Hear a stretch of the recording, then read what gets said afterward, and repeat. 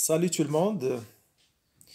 Dans cette séquence, je vais continuer sur la séquence numéro 6 du chapitre La génétique des populations. Donc, on va continuer sur la migration comme facteur de la variabilité génétique des populations. Donc, juste il faut rappeler que nous avons donc trois modèles de migration.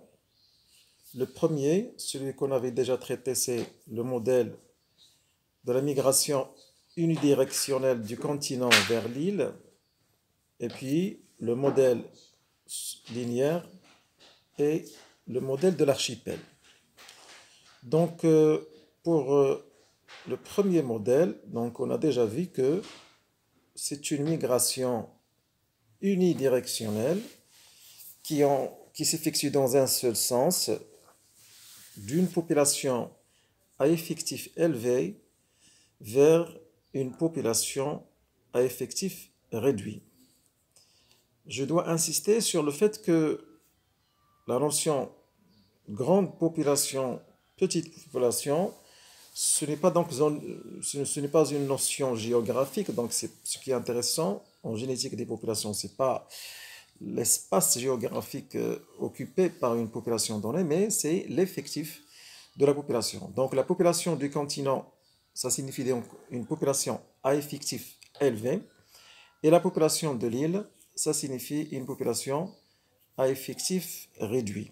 Donc dans ce modèle, après un certain nombre de générations, la grande population, c'est-à-dire la population à effectif élevé, ce qu'on appelle la population de l'île, va conserver sa structure génétique, c'est-à-dire ses allèles et leurs fréquences respectives, ainsi que les fréquences des génotypes.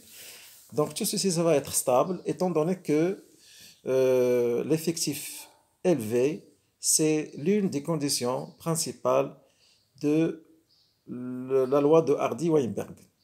Donc la grande population, la population de l'île va conserver sa structure génétique, alors que la petite population, puisque donc elle va être envahie à chaque génération par un flux d'allèles, donc cette petite population va finir par acquérir la structure génétique de la grande population. Donc c'est ça la règle de la variation de la structure de la population, donc dans le cadre du modèle de la migration unidirectionnelle de l'île, du continent vers l'île. Par la suite, donc, nous devons donc traiter les deux autres modèles, à savoir le modèle linéaire et le modèle de l'archipel. Donc, on va commencer par le modèle linéaire. Alors, qu'est-ce que c'est que le modèle linéaire? Donc, le modèle linéaire, il est représenté par ce schéma. Donc, chaque cercle représente une population et nous avons par exemple ici des populations A, B, C, D et E. Eh bien, dans ce modèle, les conditions écologiques et géographiques du milieu font que les individus qui appartiennent à la population A, par exemple, ne peuvent pas atteindre la population C sans passer par la population B. Par exemple, les individus de la population C ne peuvent pas atteindre la population E sans passer par la population D.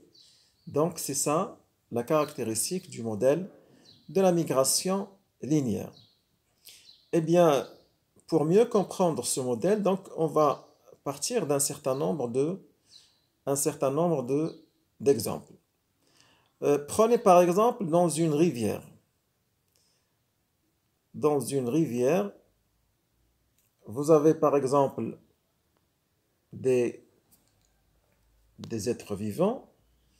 Disons que vous avez par exemple des poissons qui vivent dans une rivière et imaginez que vous avez donc une population A, puis une population B, puis une troisième population C. Donc A est plutôt vers l'amont, C, c'est plutôt vers l'aval, et la population B, c'est un petit peu dans le milieu. Eh bien, dans ce modèle, par exemple, les poissons qui vivent dans la région A ne peuvent pas passer, ne peuvent pas migrer vers la région C sans passer par la région B. Donc, la migration selon le modèle linéaire donc, se caractérise par une migration qui se fait dans des limites étroites. Donc, c'est ce qui est ceci est indiqué, c'est-à-dire ceci se fait selon les caractéristiques du milieu de vie. Et donc la migration dans le modèle linéaire, c'est ce qu'on peut trouver par exemple dans les oasis. Dans les oasis, donc vous avez une végétation qui occupe donc la bordure de la rivière. Donc, cette bordure de rivière donc, dans laquelle on va trouver un certain nombre d'animaux et un certain nombre de végétaux. Donc, c'est une zone étroite et donc la migration se fait donc dans un domaine étroit et ceci, ça répond aussi à la migration selon le modèle selon le modèle linéaire. Autre exemple, par exemple, vous avez ici des moules. Donc, ce sont des organismes marins qui vivent dans la région, dans les zones intertidales. Donc, les zones intertidales, ce sont les zones de balancement des marées. Et ce sont donc des zones étroites dans le rivage d'un océan, par exemple. Et donc, la migration se fait donc selon le modèle linéaire. Donc, qu'est-ce qu'on peut dire de ce modèle linéaire? On va dire ce qui suit.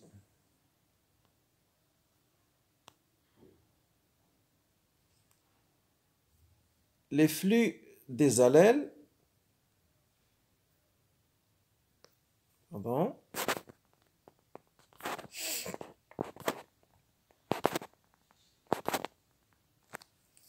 les flux des allèles dépendent de la structure du milieu. Dans une rivière, par exemple, les organismes se déplacent dans une seule direction, dans une direction donnée, de l'amont vers l'aval ou bien de l'aval vers l'amont. Et la population de l'amont ne peut pas atteindre l'aval sans passer par plusieurs populations intermédiaires. Et quelle est la conséquence donc de ce type de déplacement, de ce type de migration sur la structure génétique des populations? Eh bien, l'ampleur des flux alléliques dépend de la distance entre les populations. Donc, vous avez des populations, par exemple, A, B, C, D.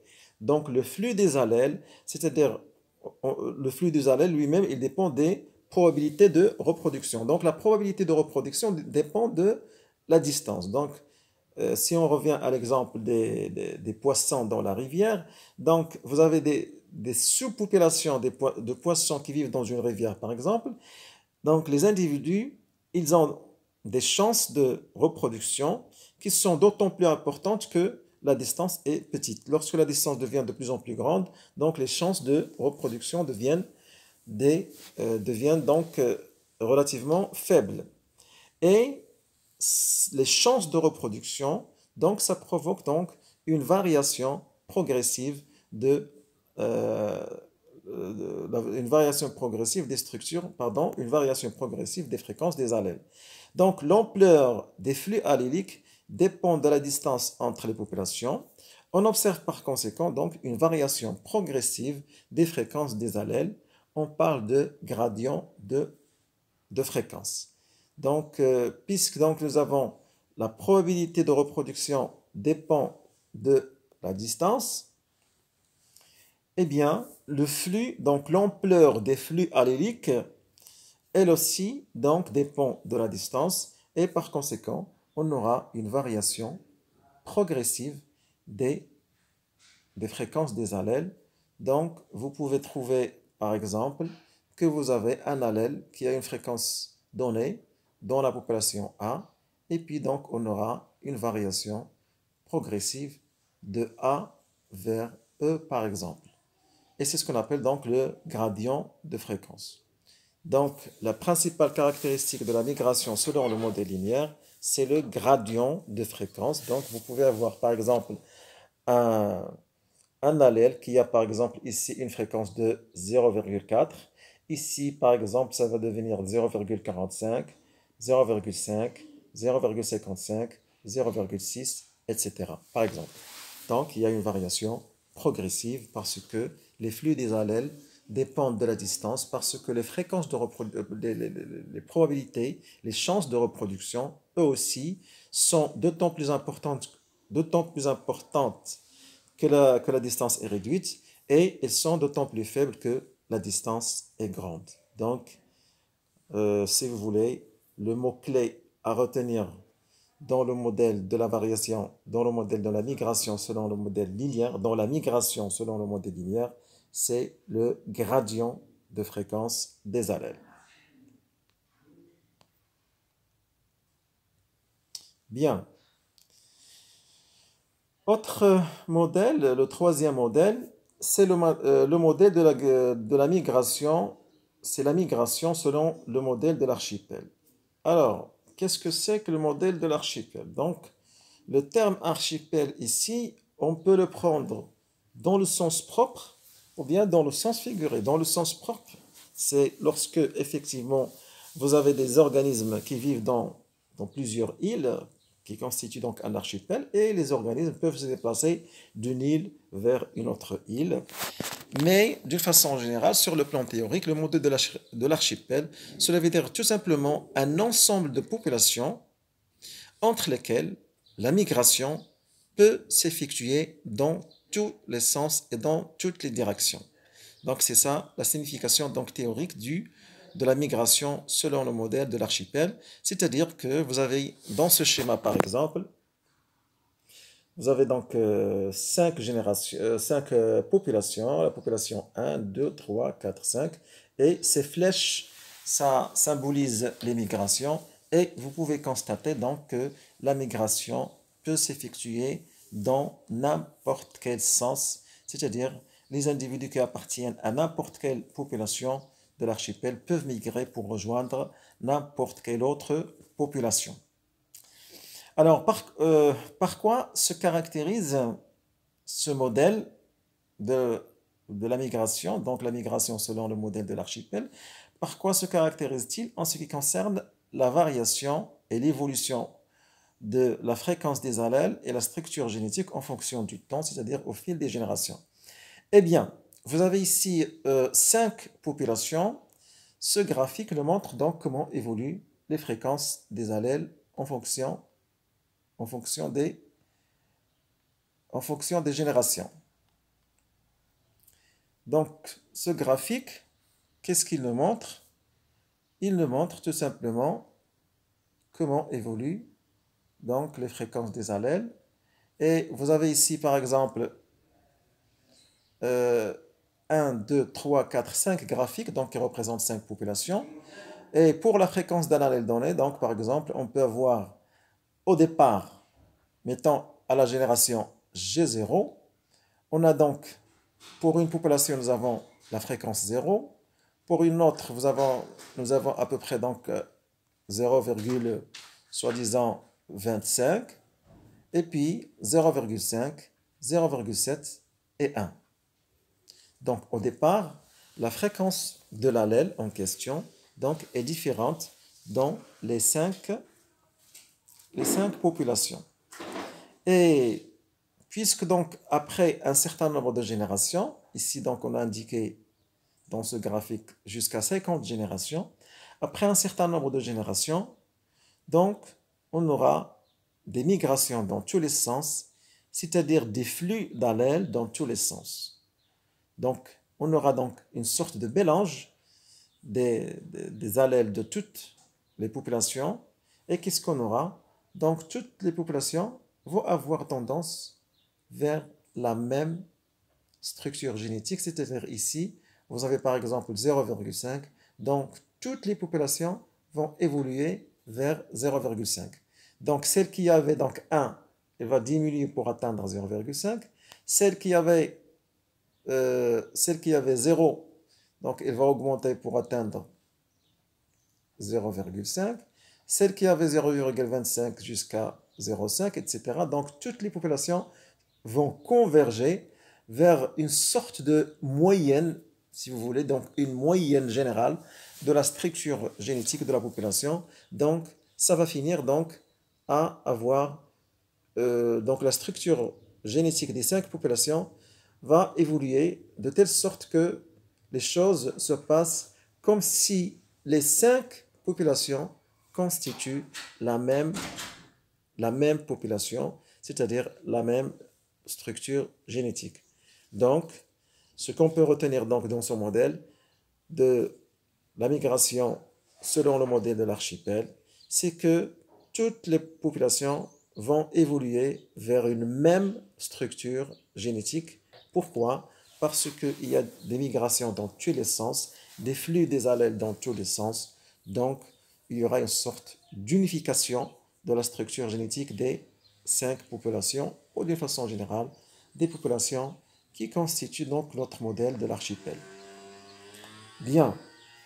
Donc, vous avez ici comme troisième question, comparer les migrations selon le modèle linéaire et selon le modèle de l'archipel et interpréter les variations des fréquences des allèles dans les deux cas. Donc, en réponse à cette troisième question, on va voir donc ce qui suit. Dans le modèle linéaire, les individus ne se déplacent que dans des limites étroites. En effet, dans une série de populations A, B, C, D, E, les individus de A, par exemple, ne peuvent pas rejoindre C sans passer par B. Dans ce modèle, les fréquences des allèles varient progressivement de A vers E, dans le sens de l'augmentation de la fréquence ou dans le sens de la diminution. On parle de gradient des fréquences des allèles. Donc ceci en ce qui concerne le modèle linéaire. En ce qui concerne le modèle de la migration, donc selon le modèle, en ce qui concerne la migration selon le modèle de l'archipel, dans le modèle de l'archipel, les individus se déplacent entre les populations dans tous les sens. On aura donc des flux d'allèles dans tous les sens. Et par conséquent, après un certain nombre de générations, toutes les populations de l'archipel finissent par acquérir la même structure génétique, c'est-à-dire les mêmes allèles et les mêmes fréquences des allèles et les mêmes fréquences des génotypes. Et voilà donc, on a décrit donc les caractéristiques de chacun des 3 modèles de migration et on va arriver à présent au document 5 qui parle de l'isolement géographique. Donc dans ce modèle, qu'est-ce que vous pouvez constater? Que on peut avoir par exemple une population d'origine, on va dire une population mère, et suite à la migration, on aura donc une émergence de 2 sous-populations. Donc à partir de la population A, on aura l'émergence de la population B et de la population C. Donc la population A va être scindée en 2 populations, enfin 2 populations ou plusieurs. Donc ici on a pris un modèle simple, c'est-à-dire on a imaginé une population qui se scinde en 2 sous-populations. Donc suite à la migration. Donc parallèlement à cette séparation de la population d'origine en 2 sous-populations, 2 ou plusieurs, il y aura donc installation des barrières géographiques et des barrières écologiques. Donc il y aura des changements dans le milieu de vie, donc des changements géologiques, des changements écologiques, des changements géographiques, climatiques, etc. Donc vous pouvez imaginer toutes sortes de changements dans le milieu et la conséquence c'est qu'il y aura donc installation d'un certain nombre de barrières entre la sous-population B et la sous-population C. Alors, quelle est la conséquence de cette séparation, la séparation de la population mère en 2 populations émergentes, en plus des barrières géographiques et des barrières écologiques? Eh bien, chaque population émergente B et C va subir les facteurs de la variabilité génétique d'une façon indépendante. C'est-à-dire, il va évoluer d'une façon différente par rapport, chacune va évoluer d'une façon différente par rapport à l'autre. Et il va subir les facteurs de la variabilité génétique d'une façon isolée et indépendante parce qu'il n'y a plus possibilité qu'il y ait des flux d'allèles entre les populations émergentes, c'est-à-dire, dans cet exemple-là, entre la population B et C. Eh bien, quelle est la conséquence de cela? Eh bien, la conséquence, c'est ce qu'on appelle une différenciation génétique, c'est-à-dire, au fil du temps, à travers un certain nombre de générations, chacune des sous-populations B et C va avoir une structure génétique différente, vu qu'elle subit d'une façon indépendante les facteurs de la variabilité génétique, à savoir les mutations, la sélection naturelle et la dérive génétique. Et on aura donc la conséquence de cet isolement géographique, c'est que chaque sous-population va avoir sa propre structure génétique qui est différente de l'autre sous-population. Alors, quel est l'avantage de ce phénomène de différenciation génétique pour les espèces?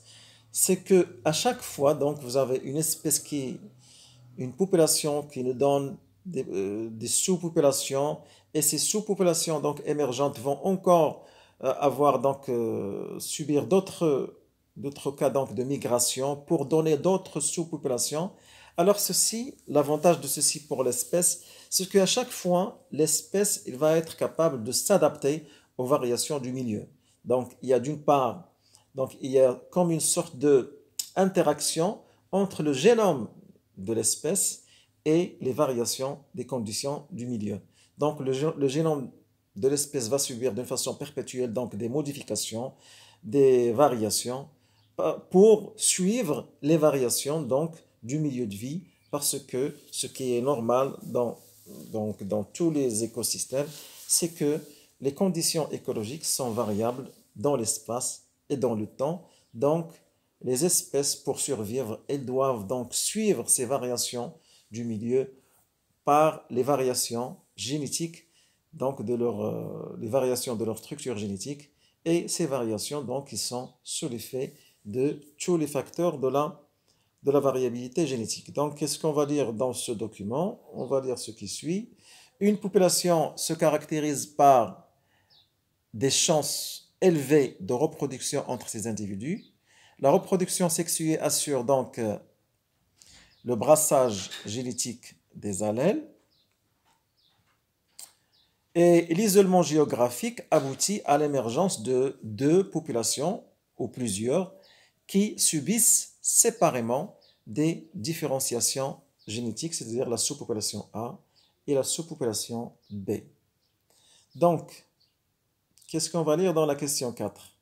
Quel est l'effet de l'isolement géographique sur les poules géniques des populations isolées et quels sont les facteurs responsables de la différenciation génétique? Ça, c'est la quatrième question. La cinquième question, quels sont les effets de la migration sur les populations et sur les espèces? Donc, comme réponse à la quatrième question,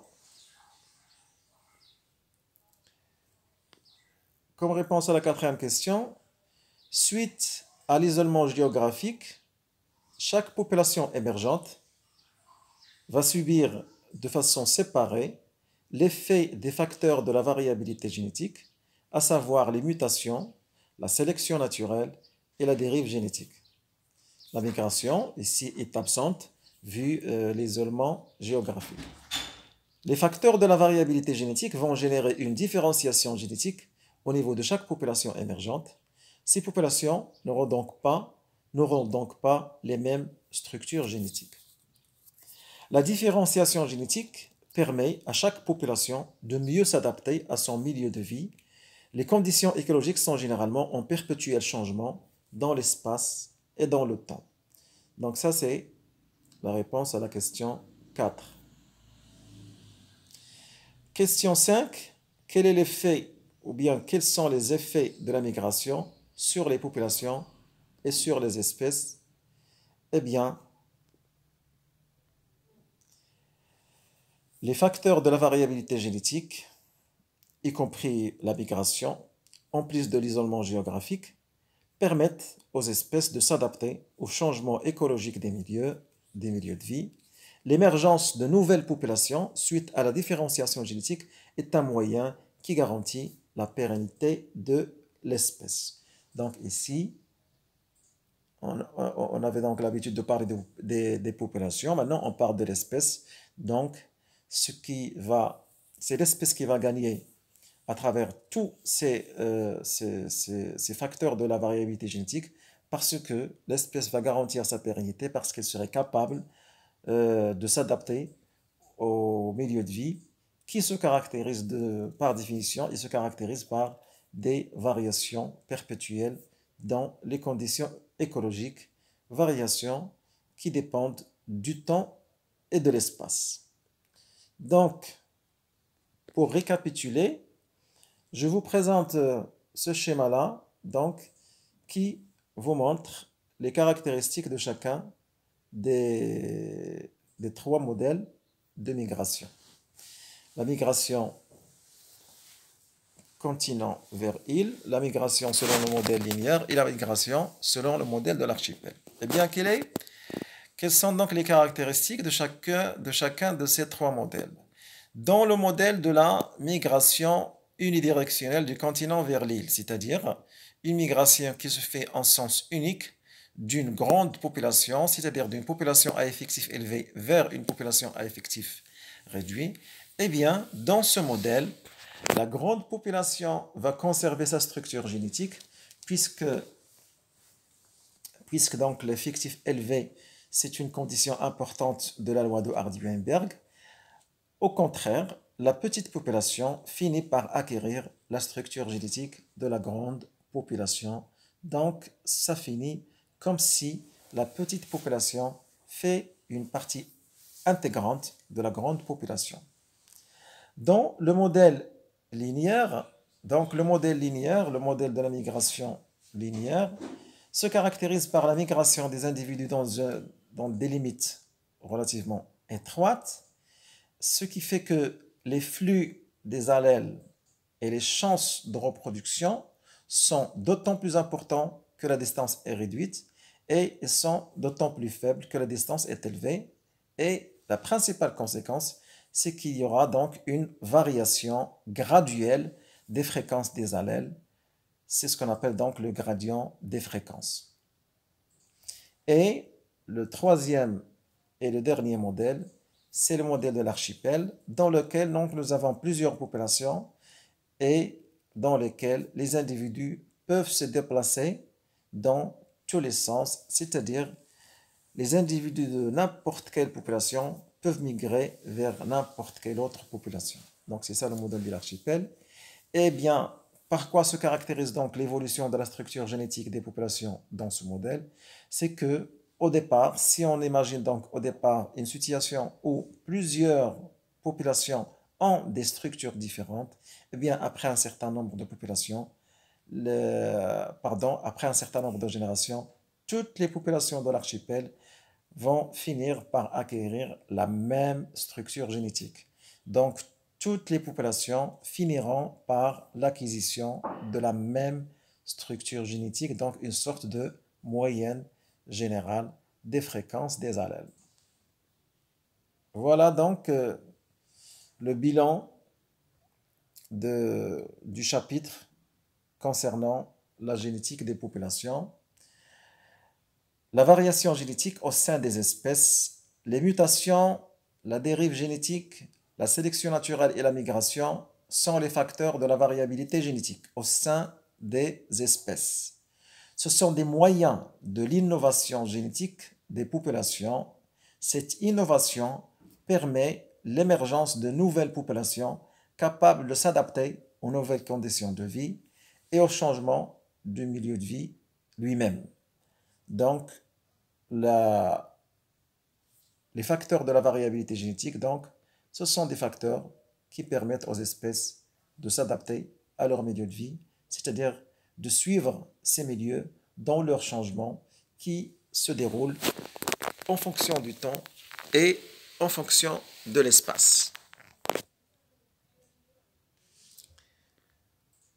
Et voilà donc ici, c'est un petit rappel.